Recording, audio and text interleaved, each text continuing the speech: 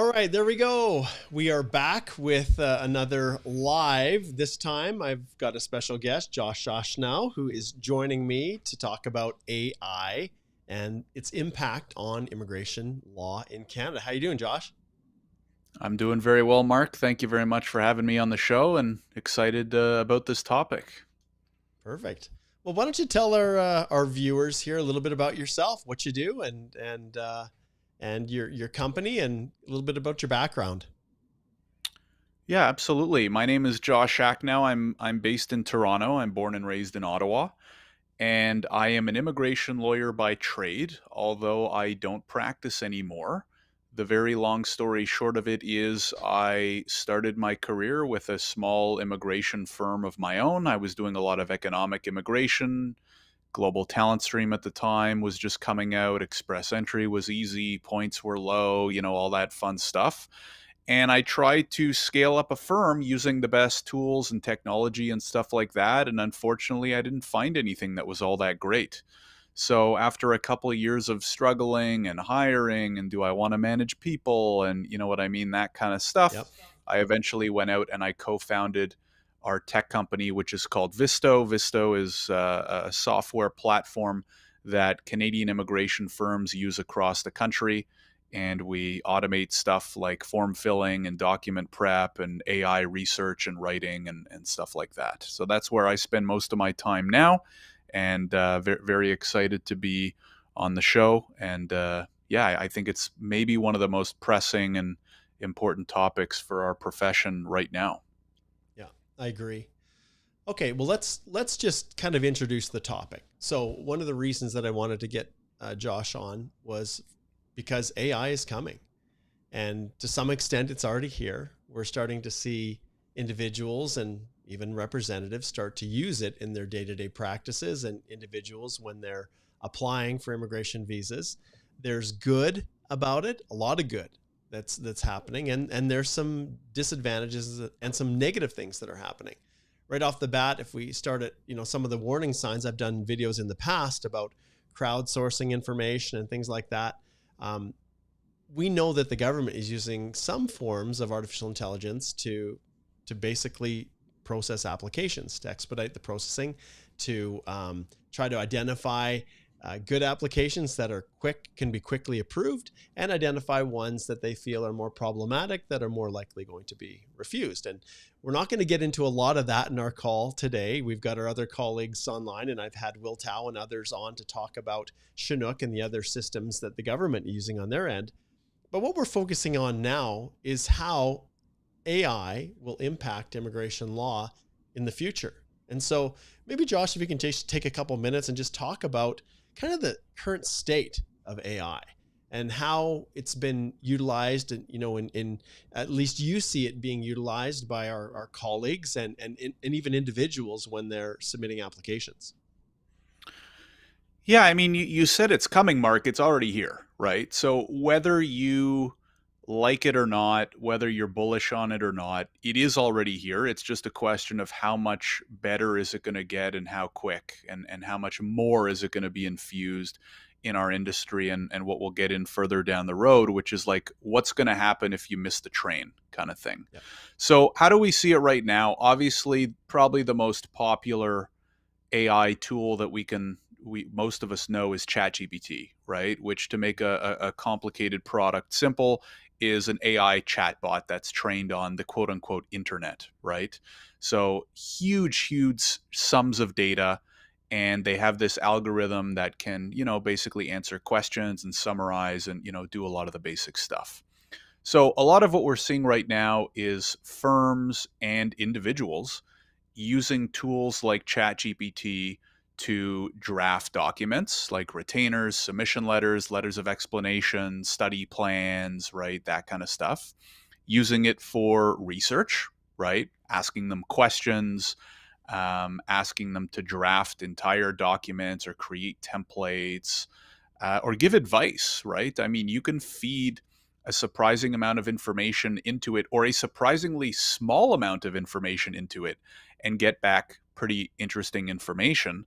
What we've already done at Visto, not to make this like, I'm not going to make this all a big plug for our product, but we're talking about how it's affecting Canadian immigration. I haven't seen much else in terms of AI directly applied to Canadian immigration. And what we have right now is, number one, a custom chatbot for Canadian immigration law. So kind of like ChatGPT, but we are only sourcing up-to-date government information, right? So we're not pulling info from, your mom's uncle's blog post or your favorite, non-immigration professional influencer off of YouTube, right? Where the data may or may not be reliable. So number one, the chatbot. And then number two, custom document prep for your clients, right? So Visto is largely used by firms to prepare all types of immigration applications. And you can also use our AI to draft documents and then create custom versions of those documents for each of your clients, depending on the application type.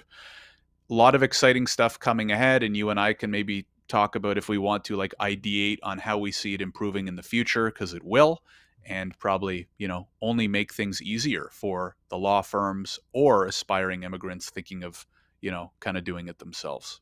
Indeed. So when you look at the history and evolution of AI, it's been around for a very long time. If people are wondering, is this some kind of a new thing that's just popped onto the scene? We know back in the fall of 2022, when ChatGPT was released, that kind of opened people's eyes to what it could be. But we've got Amazon, we've got, any online marketplace. You even look at how you're auto-populating your emails on your iPhone. All of that is infused to some form or other with elementary principles, elementary components of artificial intelligence. It's this predictive modeling. And so when you look at these large language models, the most important thing, as you've identified, is the information it's drawing from. And it's only as smart as the information that it's pulling from.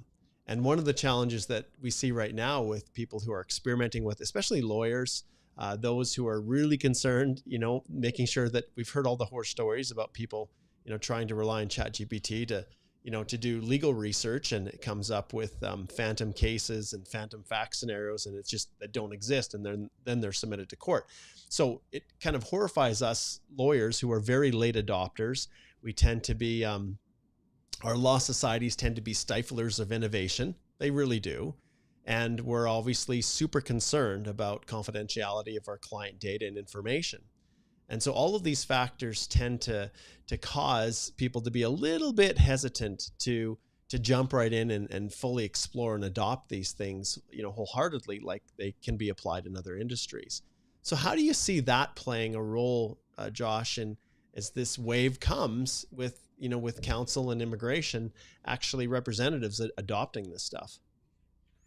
Yeah, it's a great question. And I spend a lot of time thinking about and talking about and applying specific features to our AI because of the additional onus and pressure and considerations that we have to have as lawyers and the immigration consultants we work with, considering the law societies in college and stuff like that. One of the big risks, so you alluded to earlier, of course, there's benefits to AI, and of course, there are risks as well, right? Just like anything. And some of the big risks that come with AI are, number one, privacy, security, confidentiality. And number two is accuracy, right? So this is why when you look at something like ChatGPT, and the horror stories that I like to cite are, number one, and maybe some of you have read about them or seen them in the news, basically the same fact pattern played out, which was there was a lawyer in New York and there was a lawyer in BC. And they both went into ChatGPT and said, hey, write me a court brief and cite the most updated cases about X, right? Whatever. And ChatGPT spits something out. And of course, maybe most importantly, the lawyer doesn't review anything, which is obviously a huge mistake if you're using AI. They submit it to the court. The court says, what the heck? This one case you cited does not exist because the AI hallucinated and made stuff up out of thin air. And suffice to say, they got into deep trouble, right? So number one, obviously use it properly, right? Please, doesn't matter how good the tool is that you're using, at least for now, please double and triple check the output coming from any AI, our AI, and any, ChatGPT, the most reputable company you can imagine, always double check. Number two is, that's why I think we're going to see a rise of industry specific or niche versions of AI, right? ChatGPT is amazing at more general and broad things. But when we're talking about legal, right, which we are in this case, immigration law, I think you're better off using a niche product that specializes on that one topic, right? So, as I said earlier, we've built a custom database. It's only trained on Canadian government immigration information, including from PNPs and all the different programs and operational manuals and stuff like that. And then thirdly, and this is more so advice that I've received from AI experts, because I'm not a techie, right? I'm a lawyer who's now had the privilege of getting to work in tech with some really good developers and engineers. And what those people much smarter than I have said is just be very strategic with the companies and tools that you're going to work with and their terms of service and evaluating their trustworthiness, right? So, for example, if you are using the free version of ChatGPT and you copy paste in a template that includes confidential information about your client, technically OpenAI might be training its model on that information, right? Now that doesn't mean it's going to get like posted on in Times Square tomorrow, you know what I mean? But probably not a good practice, especially if you're running a law firm. So what I've been advised is be very careful with the types of companies that you're using services from. Make sure to read their terms of service. Ideally, make sure they're a reputable company, right? For example, OpenAI's terms of service might say one thing. Do we trust that that's what's happening on the back end? I don't know, right? I use OpenAI, but just things to keep in mind. In our case, what we've done is specifically with personal information from clients, we never pass it through AI.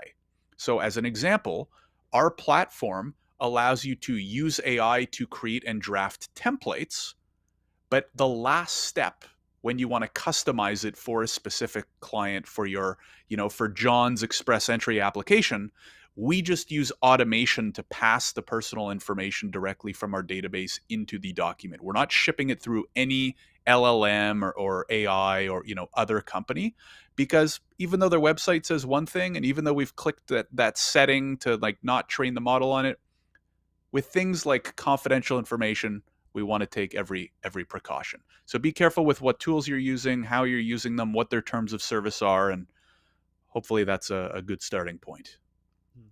Speaking of starting points, so if you have our colleagues across the country that are saying, well, this is interesting, I've played around a little bit with it, but where's the best place to get started if I want to consider a use case for my practice? Where's a good place to test it out and get started? You know what my recommendation is, Mark, and this kind of surprises people. I think you should use it for marketing. Like, AI can be a really slippery slope. It can be very powerful. It's only going to get better. And there's a lot of these considerations that we just talked about: privacy, security, et cetera, et cetera. So when I think about anything, I think about what's the easiest first step where I can dip my toes in the water and decide if this thing is right for me, and keep things simple, right? We don't want to dive into the deep end, especially if you have no experience with AI. So what I tell people is, listen, go pick a great free AI tool like ChatGPT or Claude, or there's a whole bunch of them now, right? It's become very Gemini, competitive. yeah. Gemini or Copilot with Microsoft, right? Mhm. And start using them to like draft a few blog posts, draft a few LinkedIn posts, right? It's not rocket science. And then obviously you definitely shouldn't be including client information in your blog posts, right? In social media posts. And this doesn't apply to you, but most law firms don't market themselves very well. They don't put out a lot of content. And even if they do, it's usually pretty boring, right? No offense to most law firms, but we're not Mhm. exactly, known for our fantastic entertainment on social media. So what I Yes. say is, hey, if you're just looking to dip your toes in, start using some of these AI tools to get a little bit more active on social media, pump out more of that content that you wish you could or that you don't have the time for. See if you like it. Learn a little bit about prompt engineering, aka what are the instructions that I'm typing in. You mentioned at the beginning of the show, AI is kind of like garbage in, garbage out, right? If you feed it crap, it's going to spit out crap, right? So start learning about and getting better at how should I be wording my instructions to AI so that I can optimize the output? And a low pressure item like a blog post or a LinkedIn post is a great way to do that. That's a great suggestion. Josh, guess how we are currently using artificial intelligence in our practice? I would assume that number one, you're using it for descriptions on posts. So, for Yeah. example, like your YouTube videos, um, maybe some of your other. I follow you on LinkedIn Marketing, my because I friend. Marketing is what I'm saying. exactly. That's exactly where we start playing with it. So I'll give you an example. So you guys are watching this live. I will feed this into Otter. Otter I find works the best. I haven't yet switched to Descript, but I feed it into Otter. It gives me a transcript. I take the transcript, I stick it in ChatGPT, say clean this up, because it's gobbledygook and it's pretty smart, does pretty good jobs, dividing everyone up. So I got a nice little transcript. Then I ask it to summarize it, pull out the key points. I've got maybe 3 or 4 of those that I can then spin off to individual posts on LinkedIn or whatever. I ask it to generate, some promotional material to market the episode on X or on Facebook or whatever. And we literally at times, if we've got a really good topic, we will spin it into a blog post that will be pretty heavily curated after the fact. But the thing I love most about this is it just saves time. So how much would I need to pay a marketing person to do all of this? And I think this is the one message that I want to get out to law firms out there, especially us. We're small. We are very virtual. We rely heavily on external people to assist us in what we're doing. We don't have a big employee database, a big employee complement. I don't have a marketing specialist. By and large, I did a lot of this myself. But with the institution of AI, ChatGPT, and all of the various forms, it is crazy the efficiencies that you can generate through it. And realistically, I have an intake person, and I'm working to advance him up through the ranks because I'm pretty sure almost everything that he does right now when we're onboarding clients, that we can feed it through AI. And the use cases, the interesting thing too, Josh, I'll point out is in the beginning, when you first test it out, if you were someone who tested it out back in the fall of 2022 and said, what's the big deal? This isn't very good. It's not very accurate. I was trying to do some, pull up some cases on a particular topic and gave it CanLI to look at. And yes, it hallucinated. How in the world could I ever trust this? From the fall of 2022 until now, it is like light years smarter. And every single month it gets smarter and smarter, better and better. In fact, I sent Josh a transcript of our video here. I told AI in its context, you feed the context. We're doing a live episode on AI on the Canadian Immigration Institute YouTube channel. Josh, pronounce your name for me again so I don't butcher it, Josh. Schachnow. Schachnow. Josh and I are talking about all these topics. I want you to generate an entire transcript of everything as if we had done the episode. And I was shocked. Like it was really, really good. So research, summarization, phenomenal. Like you can feed a case directly in a federal court case and say, pull it out. What is this actually saying? And you will be shocked. And, you hire an articling student, you hire an associate to do it. You'd be surprised how close the quality of output is. But no, you can't say find the most recent, it doesn't understand facts. Like it truly doesn't understand what is true and what is not. And that's going to be the interesting thing. We'll talk about this a little bit later, Josh. But so this is how, those are the use cases. And if I'm to hire a new person, it's going to be someone who is curious, someone who wants to test it out. But 100%, we don't use any free anything in the firm. So we pay for usage. And when we do, we have a relative amount of confidence that, that it's going to be what we have internally is not going to be fed into the database for machine learning essentially. But you have to be careful. But the use cases are only as broad as your creativity. And you're right, Josh, about drilling down. The entities that are going to be the most successful going forward are the ones that drill deep. So if it's law, don't just develop some AI for law. Develop it for immigration law, and not just immigration law, for Canadian immigration law. And the more niche you can get, the more accurate the output's going to be. And so I think it's really cool, Josh, what you're doing. And we'll just slide over here Thank you. and we'll just show those people. We didn't get a lot into what Josh has here, but Visto.ai, tell us just a little bit about it. Just how, because I find it really intriguing that you've started to integrate a little chatbot, because as far as I'm concerned, Josh, every single firm should be doing this for themselves and not relying just on government stuff, but your own really, really good precedents, your own good information, like your own blog posts, all of those kinds of things. And so tell us a little bit about what you've got here with Visto. Yeah, so what we've done is we really kind of now have like two main pillars, I'll call it. Number one is application prep. And this is where we started because, quite frankly, when we started, AI wasn't what it is today, Mm-hmm. right? As Yeah. you said, it has been around for a long time, but not in its current excitement and interest and et cetera, et cetera.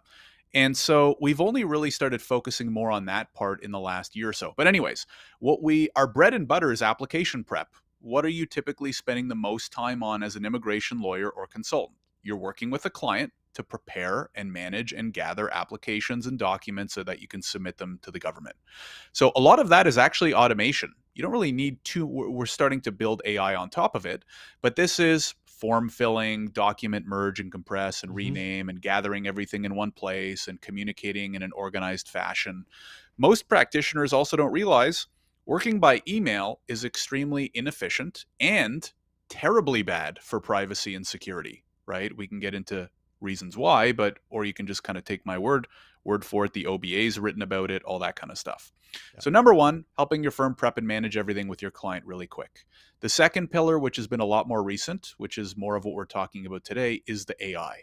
So a custom built, you can see it right there, the Copilot, custom built exclusively on IRCC government and now PNP. I have to update that website. Now we've started adding PNP government information. So you can say, hey, I'm 28, or hey, my client's 28. They're a nurse in Vancouver and they have a 2 years master's degree. What's the best BCPNP stream for them, right? Yep. And the bot will start answering your question and it will source the government information. So you actually can go double check, and the only sources you're going to find are from Canadian government information. Yeah. And now what we're starting to do is infuse the two, right? So we have this smart AI algorithm and chatbot, Copilot, and you have all this stuff and documents and processes that you're working on with your client.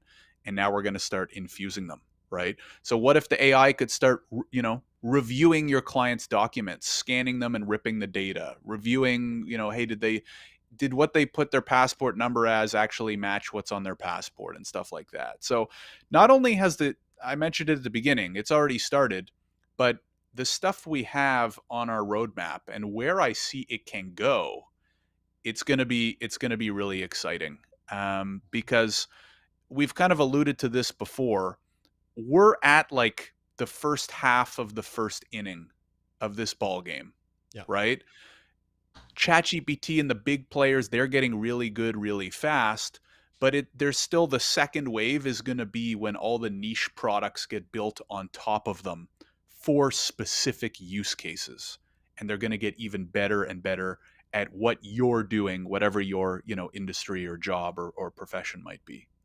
Yeah. It's interesting as I look at this, and I listen to a lot of podcasts. We've done a lot of research ourselves within our firm on better use cases for off the shelf products. And it'll be interesting to see how fast AGI is developed. And when people are wondering, well, what is AGI? Well, it's general intelligence. And it's like, how smart is it? Just with the whole comprehensive, world around us, how close can it think and act and really interpret as if they were a human? So not just, learning from whatever you're feeding in, but just the general intelligence to be able to solve problems and think outside the box and all those kind of things.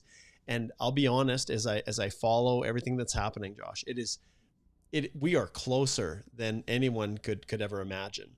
And you look at the billions of dollars of investment made into these companies. Now, great, invest in these companies, sure.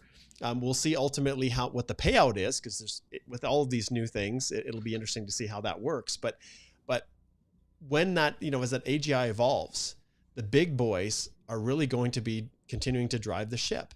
And I think a lot about Microsoft. I think about Google. I think about Apple.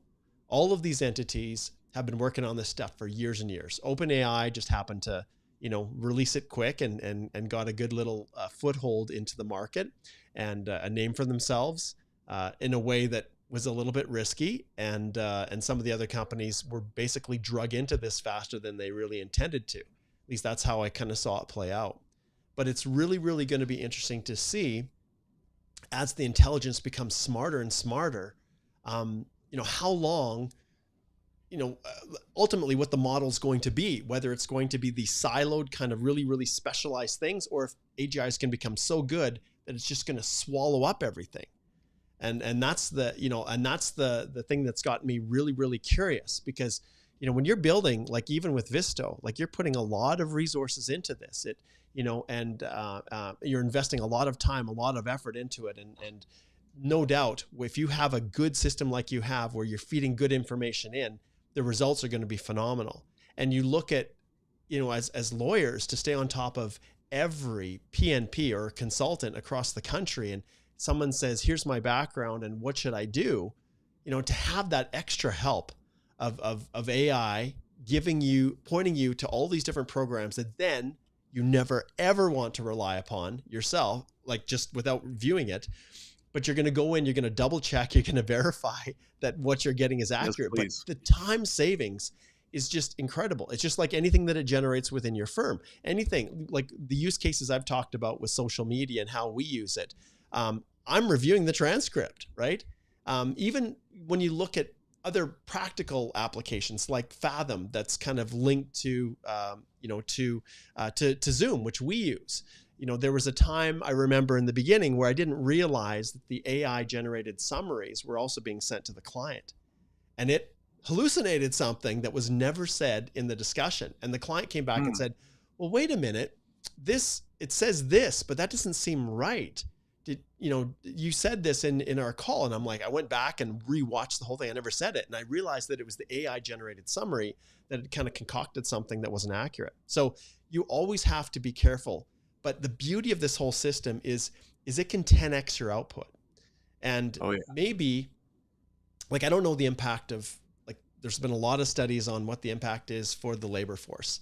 How many jobs are actually going to be replaced. There's a lot of downplaying of it, Josh, a ton of it all over, saying that, oh no, the impact isn't going to be as much. People are going to transform, and that's garbage, because as companies are about making profits.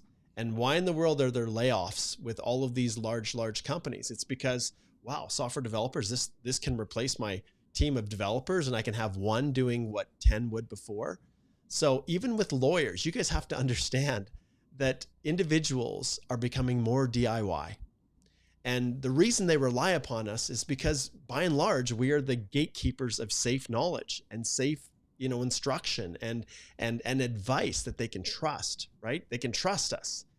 But the more AI evolves, the more they see accurate responses coming back, the more they're going to trust the AI to do the things and answer the questions and provide the knowledge and instruction that we as lawyers provide.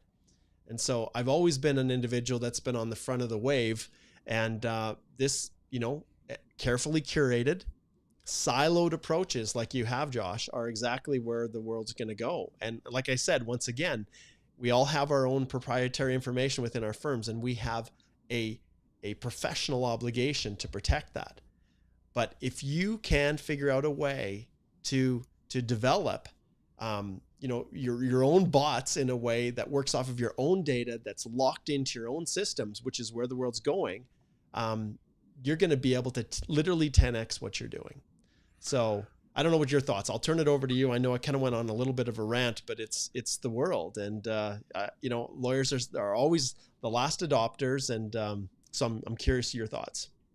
Yeah, I think number one, I'm always a fan of a good rant, and that was a phenomenal one. And I'm curious, let me go on a mini response rant, and then I'm curious to get your thoughts on this, because I actually think that this time is different, right?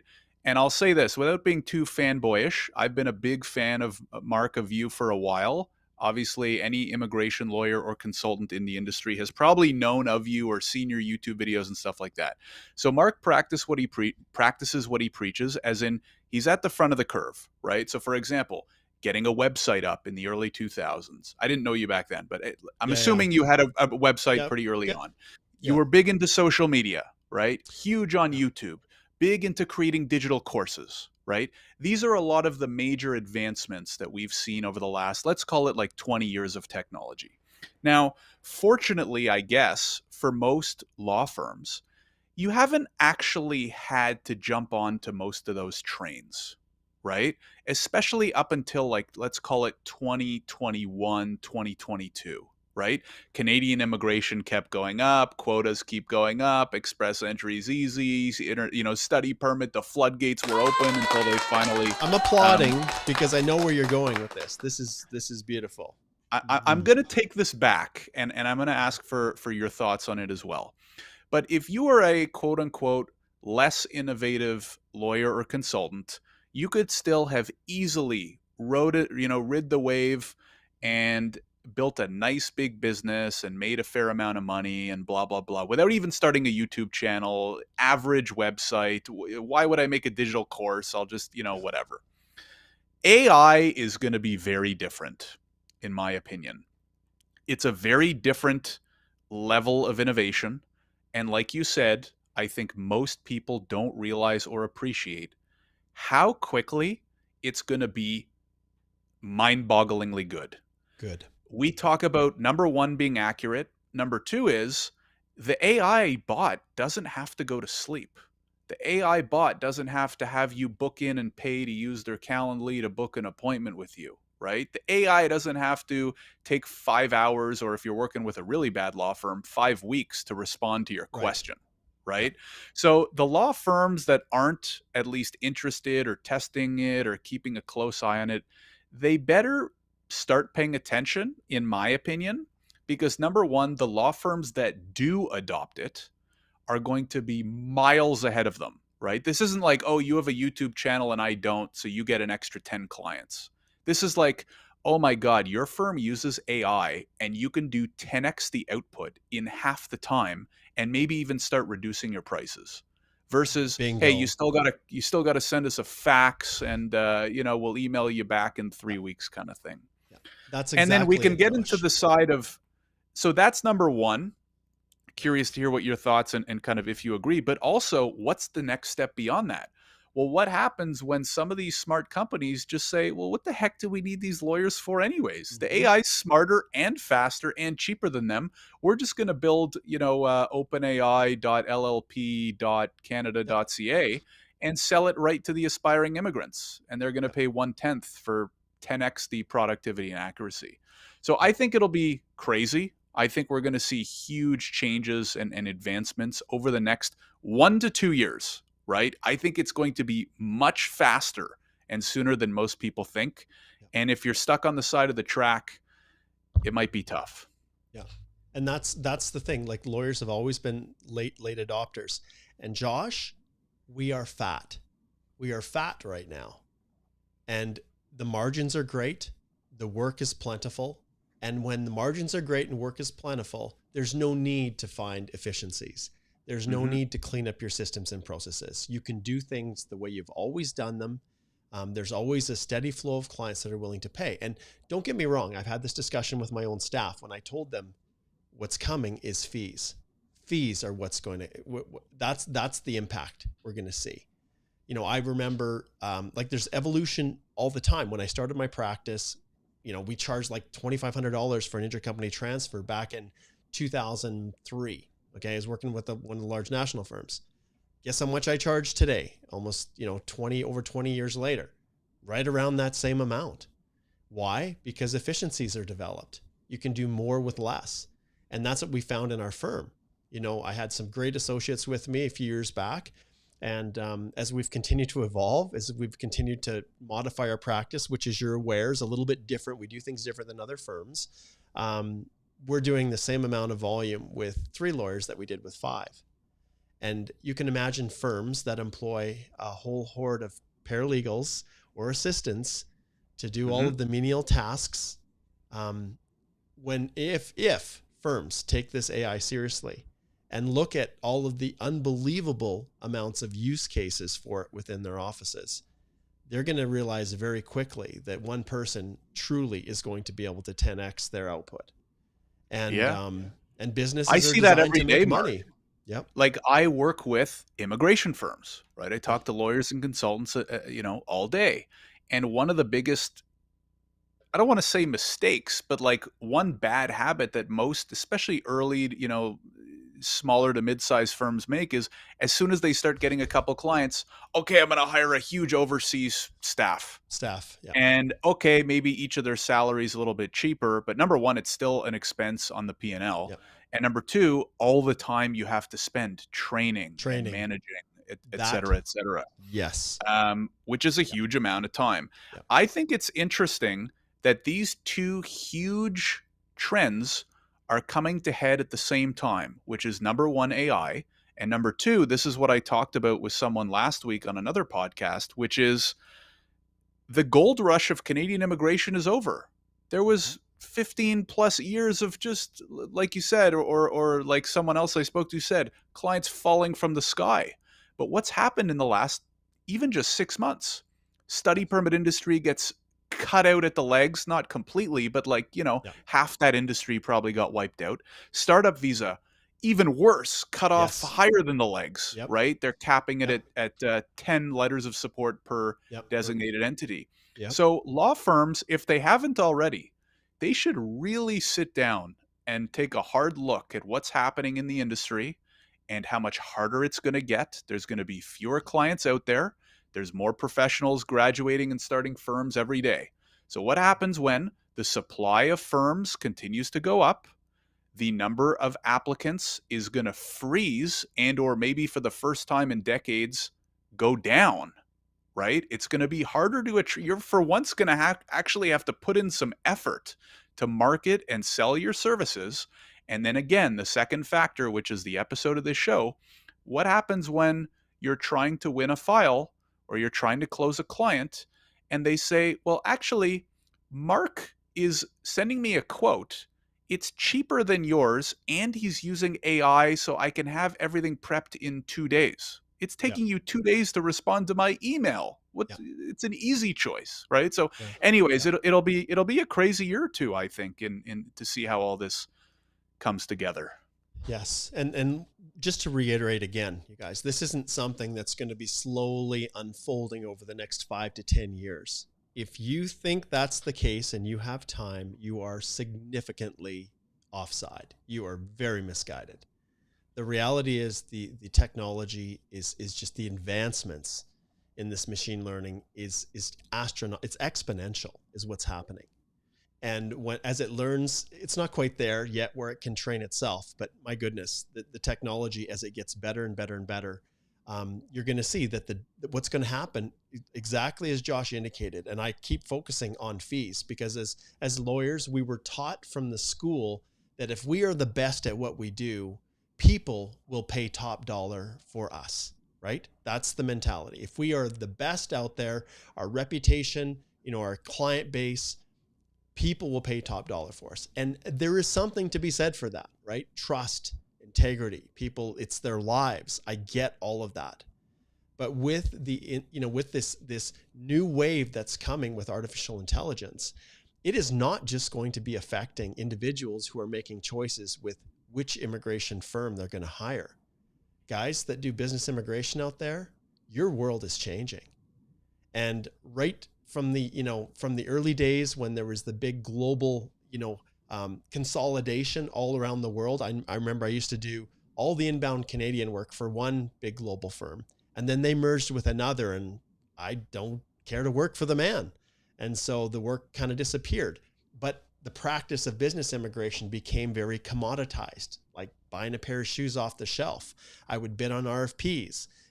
Firms would just really bid really, really low, recognizing that there was going to be mistakes, but the company said, hey, if someone's going to do it, an intercompany transfer for $1,000, and you know who you are out there, versus what Mark's charging me $2,500, then heck, I'm going for that, right? Well, what do you think is going to happen with all these big global companies when AI comes to town? And Josh, what needs to happen is an AI lawyer, an immigration lawyer, a global immigration lawyer that can assist with any application to anywhere in the world. Imagine what that would be worth. Okay. Yeah. So, so that's like, we've got a small little niche market here in Canada, and sure, within our firm, we're working on things to try to build internal AI efficiencies that may or may not be useful to other people, but ultimately we're trying to figure out ways to 10x what we're doing internally. But my goodness, as the technology increases, as people start to become reliant on how good it is, and they know how fast it works, you guys that work on an hourly basis are going to be hooped, because no one is going to pay you on an hourly basis for the work that you do, because they know that an AI, infused practice can get something done in one-tenth of the time, or even faster, 100th of the time that it would normally take you to grind out and bill. So immigration already is a more of a flat fee model. So we understand the importance of efficiency and developing good systems and having more of a lean manufacturing practice from that standpoint. But the utilization of AI, and as people become more intelligent and they understand how it works and the benefits, they still need you, because they don't know and they can't trust AI to generate something that they can put their whole life behind and say, okay, this must be right, I'm going to trust it and submit my application. No, they can't. They need you. But the firms that utilize AI to 10x, once again, their output, are then going to be able to be more competitive in the market when it comes to fees. So phenomenal results, lower fees. That's what happens. Everything drives down. You look at the cost of technology generally. How much, iPhones now are ratcheting up in prices, but you think of what the first iPhones could do for how much we paid for them. The technology increased 10, 15 fold every new update, and the price remained relatively stable. Well, sure, you might be able to charge $2,500 for intercompany transfer work permits, but it'll be for 10 instead of 1. So I just, that's where I see things going. It's going to cause huge disruption. And I recognize that some of our practitioners may not have to worry about it. Maybe you're nearing retirement and you're like, well, good luck you guys coming in. But you young lawyers who have gone through school, utilize ChatGPT to get through your undergrad, well, maybe we're not quite there, but played around with it in law school and are familiar, you're going to have a huge leg up. And as you think about how best I can start my practice and infuse AI into everything from the beginning, it's going to be far easier than the established firms that have been around forever, who have 50 employees and then need to try to roll over to, instituting AI. So for sure. Yeah. So those are some thoughts. Well, I want to highlight one of your examples, because I had this conversation last week, and this is just, I know Mark knows his stuff, but just so everybody realizes, like, this is actually already happening. So you alluded to like the big players and the big contracts. I had a demo last week, and I'm obviously not going to name names or firms. Yeah. This is a large reputable firm, and they are trying to compete with the massive global firms on big RFPs. Those huge, I'm talking, the biggest firms, right, in the country, that have armies overseas. So they can do work for dirt cheap, right? The $1,000 a pop, or maybe even less. I don't know. I didn't get those numbers. And they came to me and said, listen, we're a medium to large size firm, but we have all of our staff in Canada. We cannot afford to have armies overseas. We don't want to have armies overseas because then the quality drops. But we need to find edges to be able to compete in order for us to win those big contracts. And so they're starting to look at AI and look at automation. Yes. And it's the firms that think that way and lean that way, I think, are going to be very advantaged, just like how Mark 15 years ago or whenever started his YouTube channel. Like, think about it this way. If you're an immigration lawyer or consultant out there right now and you've been practicing for more than like 5 years and you don't have a YouTube channel, this is a little bit different, but it's actually the exact same thing. Think of all the clients that Mark has gotten from his YouTube channel over the last 10 to 15 years that went to him over you, right? Not to make this all combative and if I win, you Yeah, lose, yeah, right? Because that's yeah, not the case. But Mark has gotten, I can't count, endless. I can only imagine how many clients he's gotten because he's been on the edge of technology. He's leveraged the most up and coming stuff and trends like social media and creating digital courses when most lawyers didn't even know what a digital course was. And all of the clients and revenue that's been generated. Meanwhile, you have some people, twiddling their thumbs up in an office because they think that because they're too important or whatever, or yeah, because clients have been raining down on them anyways without needing something like a YouTube channel. yeah, So anyways, it'll be really interesting to see. I'm excited because I like to think we're near or at the forefront. Like we're building, I think, some of the most innovative applications of AI to Canadian immigration. And so we might have to do this in 6 months from now, Mark, because as you yeah, said earlier, even just the LLMs that OpenAI is launching every three yeah, to 6 months, it's crazy how fast it's evolving. yeah. So it'll be fun to keep an eye on. And it'll be very interesting to see who the winners and who the losers are, because it's constant leapfrogging one over another. Like I think Gemini 3.0 is coming out, and they weren't even really on the radar. So we'll see how they compare with, with Claude and with the OpenAI's Chat GPT and all of these. And, there's other ones that we haven't even talked about that are just phenomenal for us as practitioners, that are these niche products that can help to, to just improve everything that you do. But for sure, if there's a Mhm. place you want to start, test it out with marketing. Test it out Yeah. with like and I had a lot of discussions with people as well, offline and just through back channels. I'm actually attending an AI conference in Cleveland here in September, and will we ever reach a stage where there's a stigma to AI, where there's a snobbiness to AI compared to human created content? And, people right now that are real creatives, they can see when something is generated you know, by Dolly or one of the other image generators. They can kind of look at it and say, yeah, that doesn't look human. But my goodness, Josh, creativity is one of those areas that I didn't think was going to be attacked by, by artificial intelligence. I think we all thought it would be the Mhm. manufacturing sector, not the knowledge sector.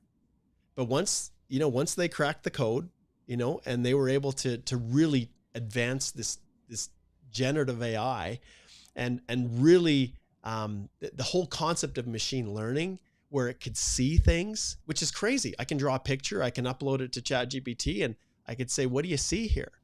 I took a picture of my license plate just for kicks when I was working with one of our other developers that we're playing around with, just to see how accurate the kind of the OCRing was. And I said, "Tell me what you see here." And it was just a picture of the license plate on my Toyota Tacoma. I was like, "Well, looks like an Alberta license plate number, blah blah blah." And based on the vehicle, it looks like it's a Toyota Tacoma, like just from the back of the truck. And so you can imagine just, and the use cases is, it all comes down to creativity. Graphic Mhm. designers, you look at people that are real true creatives, writers, right now, like the actual, and the whole world of prompt engineering. And I don't mean to be all over the place because my head is constantly just pulsing with this stuff. This initially it was all about prompt engineering, and being, if you could ask it the right questions in the right way, if you could set the context up in the right way, it will right now result in better outputs. If you can teach it, you can set the stage. You're a Canadian immigration lawyer who runs a YouTube channel, and you are looking for the best topic to do your next YouTube video on, and your ideal client is, from this country, and this is their demographic. Can you create a script for the YouTube channel, right? Like something easy as that, it comes up with way better stuff than I can think of, right?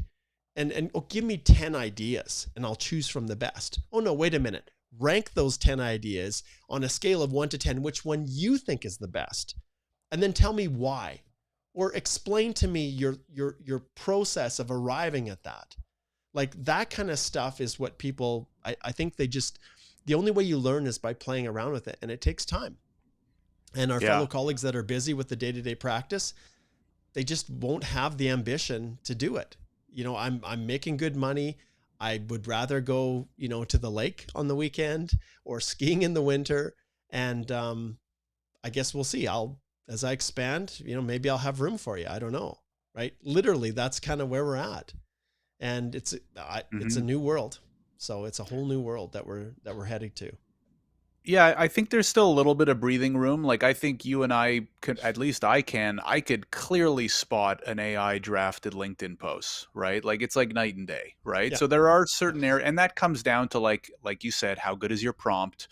Even if you use ChatGPT or whatever to draft, you should still probably review and touch it up.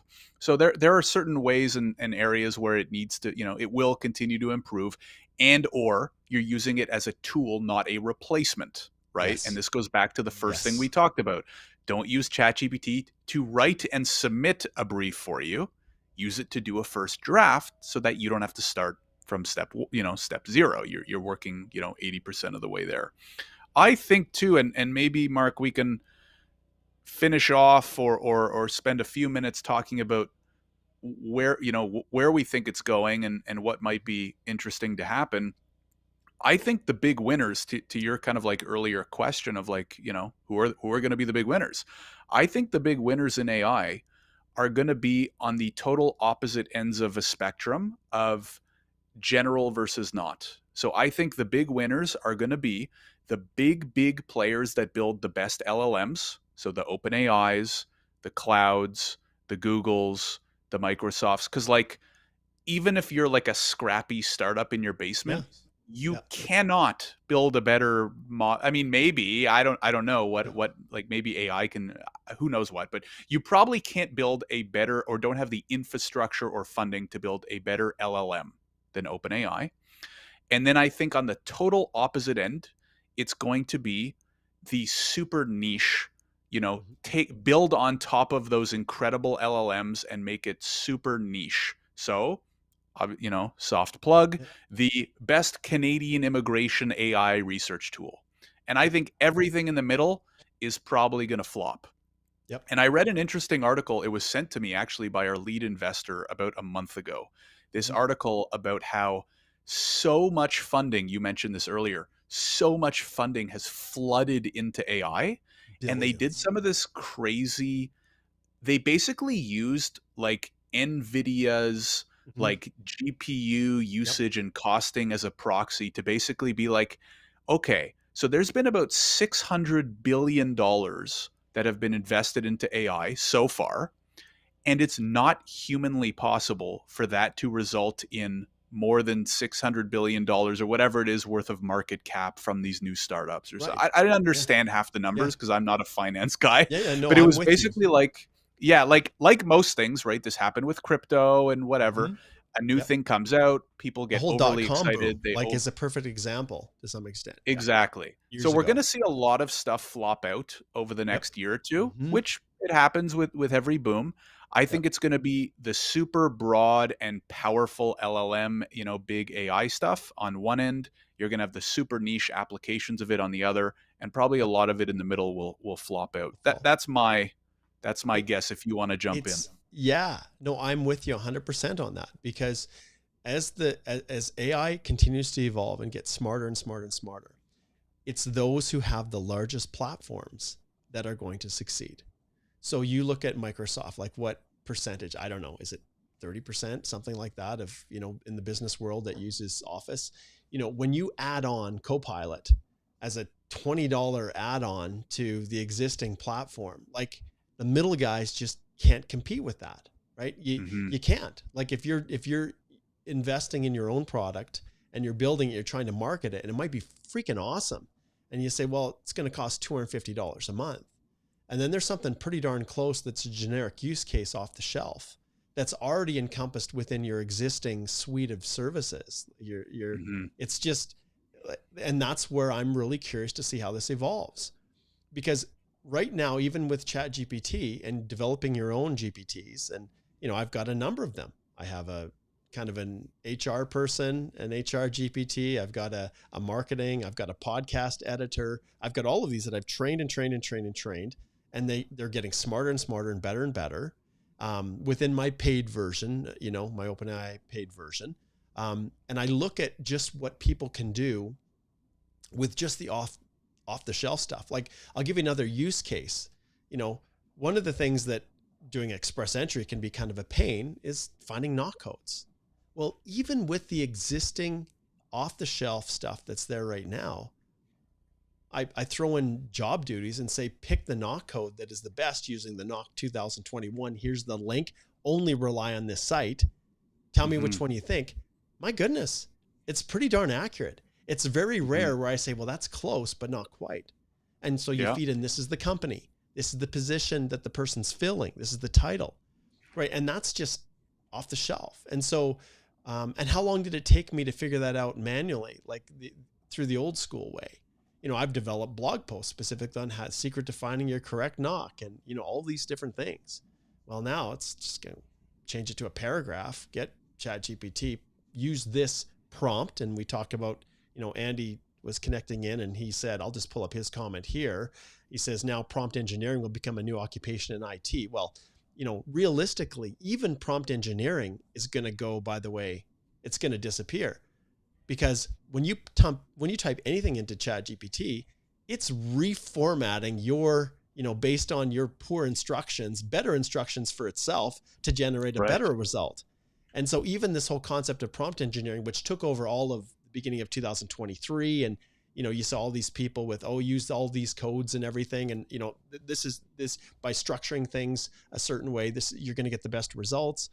Like, all of that's real, but yeah, the world is changing. It's going to become simpler and simpler to use and more generally intelligent. But like you said, right now in this middle ground, this is where the winners and losers are going to arise. And it will absolutely be the very niched down products that get phenomenal results for a very narrow group of people. They're the ones that are going to be the winners. Absolutely they are. So. I'll add one last quick example from another Andy in the chat, Andy Chan, who I've been communicating with, and what he's done. Just another example of off the shelf and how good it is. He has basically started plugging like refugee board decisions into custom GPTs, and now he can start doing his like IRB research. I don't know. I never did refugee stuff, so I'm gonna ruin some of the terminology here. But basically started uploading case law onto a custom GPT and building his own little research tool, right? So we're just warming up, and we're kind of doing that at a larger scale now.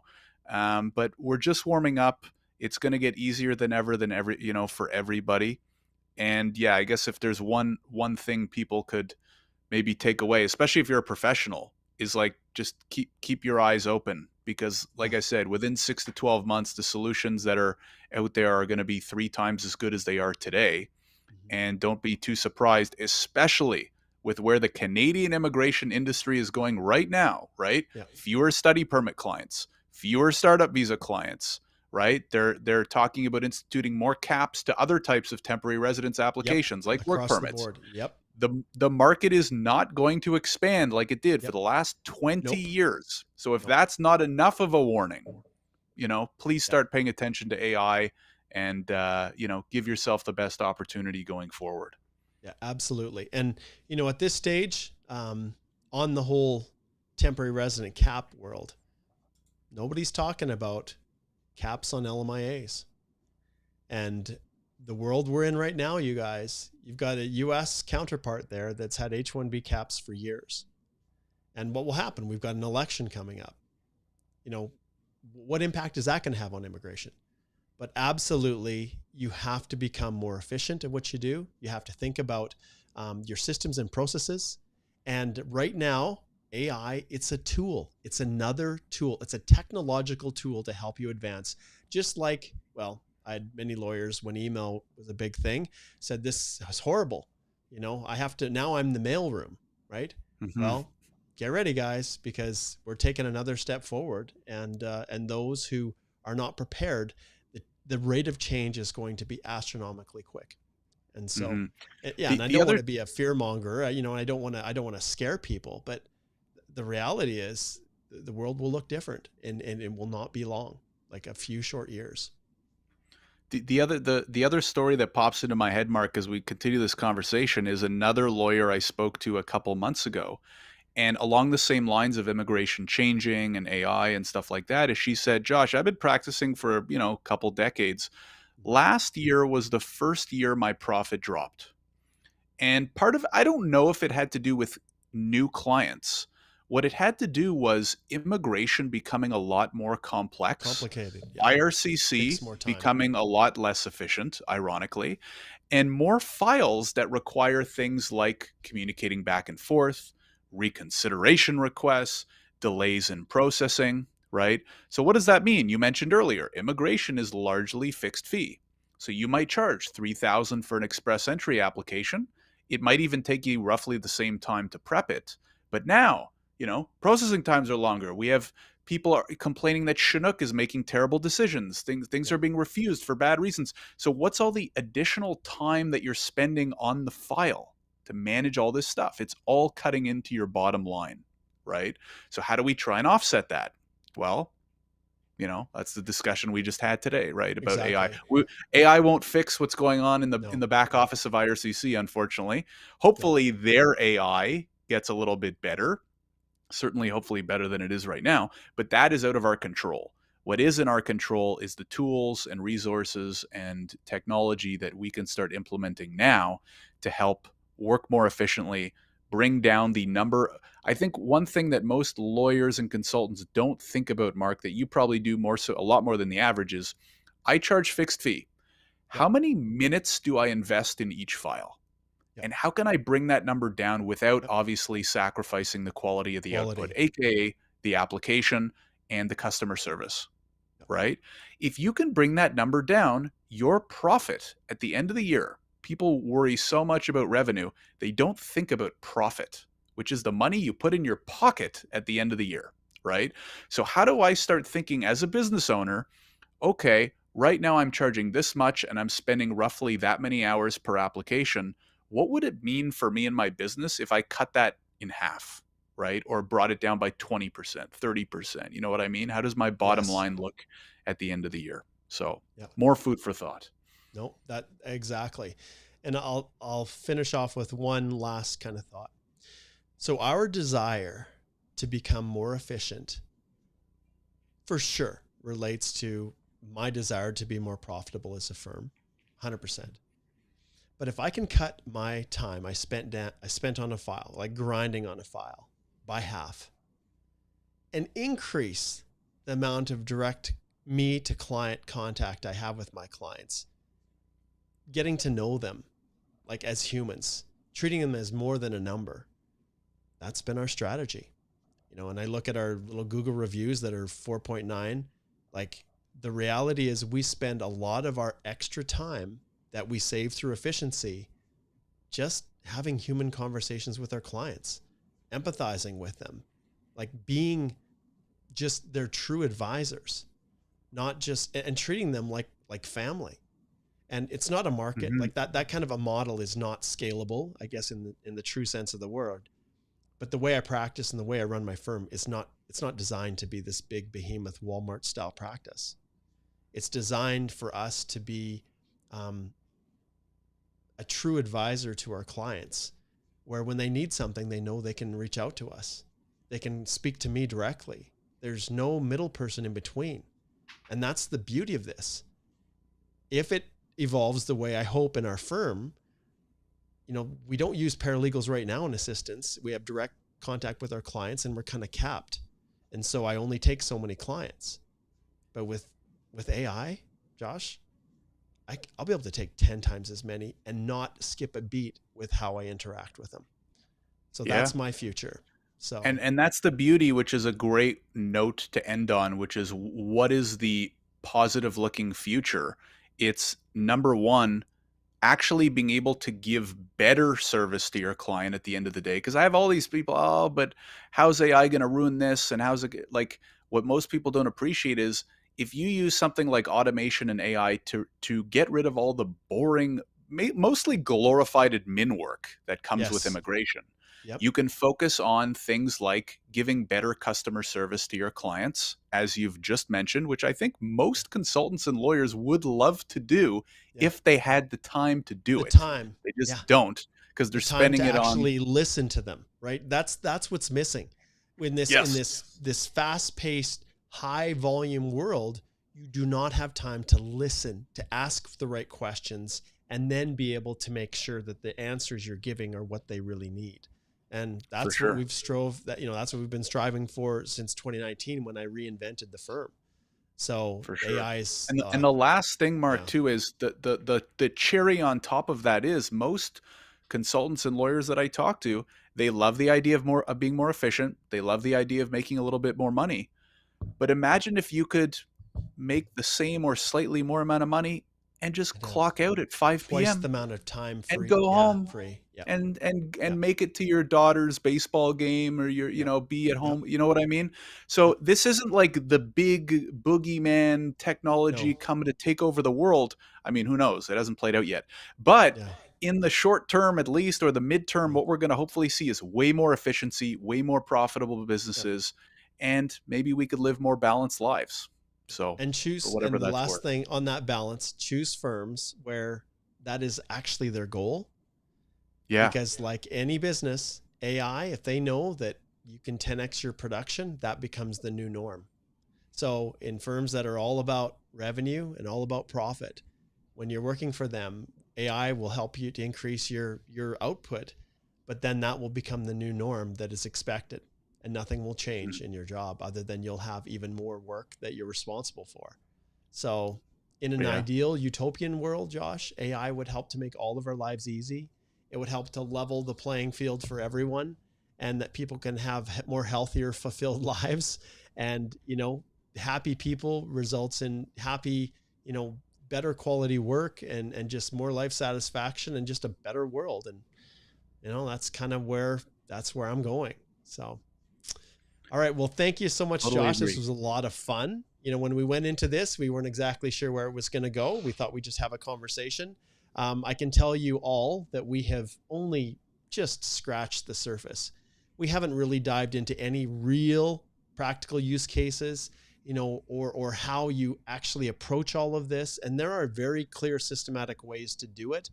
We're not going to touch on that, but we will have Josh back, and maybe we need to make this more of a regular occurrence. But ultimately, hopefully you learned a few things from it. Hopefully it got you thinking a little bit. Some of you who say these guys are out to lunch, that's totally fine. Hey, I respect that. Everybody has their opinion. When I started doing different things, people felt that way too. And I'm past it now. In the beginning, I was a people pleaser. Now I don't freaking care what you think. So I'm just excited about the future, excited about where it's going to go, excited about what we can do with artificial intelligence, both within our practices and in the world. Josh, maybe I'll have my own AI robot beside me here who's, giving me back massages when I'm stressed. My muscles are stressed from sitting behind a desk all day. Who knows? But Well, it'll we be won't have interesting to to see where the record, world Mark. goes. It'll No, we just be won't. our AIs talking with each other. Exactly. That's right. Replicate us. Yeah, that's Mhm. exactly. Well, and that's the irony, Josh, right? The technology is already there for us to build We out our own saw it. little video avatar and have them run a podcast itself. We Hey, probably won't you go sent there. me the script, I so did indeed. I did possible. indeed. I like to Yeah, think did it wouldn't indeed. be as entertaining as and hopefully educational as our chat was here Oh no. today, Yeah. but we're Yeah. not. Yeah, who knows? All right. Well, we'll have you back again. Thanks so much, Josh. And thanks everybody for tuning in. And for those that were posting comments, I was just pulling them up as we went. But yeah, we'll be back at it. And if you like it, share it, like it, and subscribe to the channel.